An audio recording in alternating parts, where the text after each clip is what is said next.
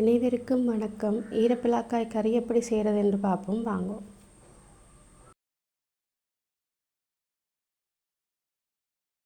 சட்டியில் எண்ணெய் சூடானதும் கடுகு, பெருஞ்சீரகம், சின்ன வெங்காயம், சித்தல் மிளகாய், கறிவேப்பிலை போன்றவற்றை போட்டு நன்றாக வதக்கிக் கொள்ளுங்கள். கோல்டன் ப்ரௌன் ஆகும் வரை.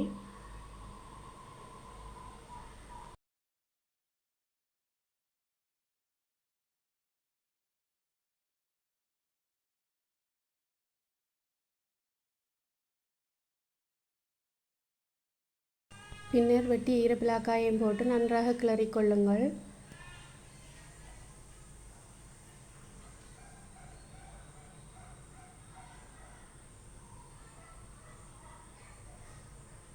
பலாக்காய் கொஞ்சம் எண்ணெயில் வதங்கியவுடன் நீர் விடுங்கள். பலாக்காய் மூழ்கும் வரைக்கும் நீர் விடுங்கள் என்றால் நன்றாக அவிய வேண்டும். பின்னர் மஞ்சள் உப்பு போட்டு கிளறி மூடி அவிய விடுங்கள்.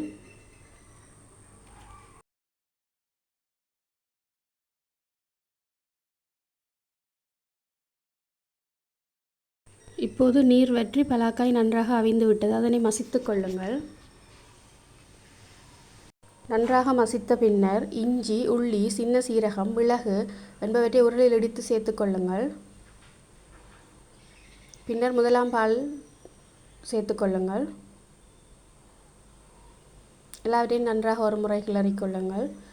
பால் நன்றாக வத்தட்டும்.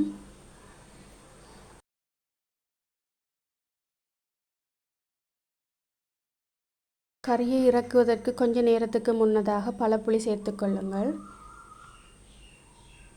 அதையும் ஒரு முறை நன்றாக கிளறிக் கொள்ளுங்கள்.